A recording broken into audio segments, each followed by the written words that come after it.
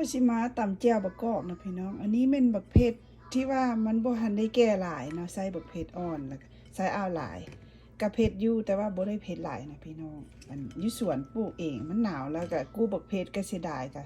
เอามาเฮ็ดแจ่วมื้อนี้สิมาตำแจ่วบักกอกเด้อพี่น้องใส่บักกอกอยู่อันแพ็คนึงซื้อมาแต่ห้านลาวเมื่อวานนี้เนาะไปตลาดแล้วก็สิมีอันหัวกระเทียมปอกแล้วก็ผักหอมป้อมอยู่หนาหอมๆเลยแล้วก็อันหัวหอมแดงสิเอาหอมป้อมปลูกเองอยู่หลังบ้านหอมก็จะไปปิ้งคือกันพี่น้องหอมป้อมปิ้งกับหัวกระเทียมเลยพี่น้องปิ้งหอมๆชิมมาตำแจ่วมันจะค่อยหอมแซ่บแล้วก็ที่มีบักเผ็ดปิ้งกับบักกอกอันนี้ใส่เป็นบักเผ็ดอันนั้นเด้อบักเผ็ดเขียวบักเผ็ดอยู่สวนนั่นแหละมันบ่ทันได้สุกปานใดมันบ่ทันได้แดงปานใดนะแต่ก็เก็บแล้วเพราะว่าอากาศเย็นแล้วมันหนาวเนาะอากาศที่มีอันหัวหอมปิ้งหัวหอมแดงหรือว่าหัวหอมบัวแดงเนาะปิ้งให้มันได้ประมาณนี้ตำแจ่วมันจะค่อยแซ่บหอมพี่น้องนี่ก็ได้ปิ้ง3 เตาพอได้เพราะว่าเฮ็ดหลายเด้แล้วก็สิมาตำแจ่วได้พี่น้องบัดนี้ปิ้งก็ง่ายๆเนาะเอาเข้าแอร์ไฟเลยคันไผบ่มีแอร์ไฟสิปิ้งได้ก็ได้เนาะปิ้งให้มันหอมประมาณนี้เด้อพี่น้องเด้อใส่ลงไปเลยบักเผ็ด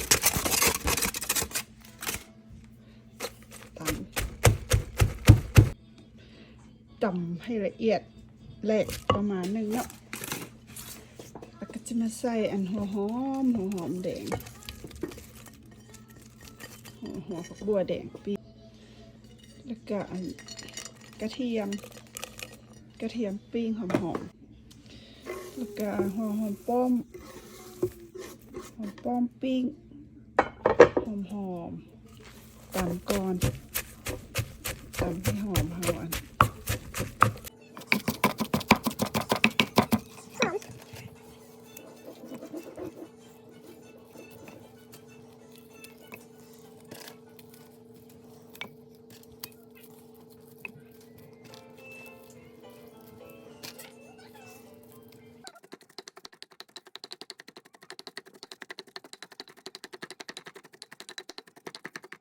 เครื่องปรุงก็สิมีน้ำปลาพี่น้องใส่ตามความเหมาะสมเด้อประมาณ3 บวงตักกินแล้วก็สิมีแป้งนัวเกลือ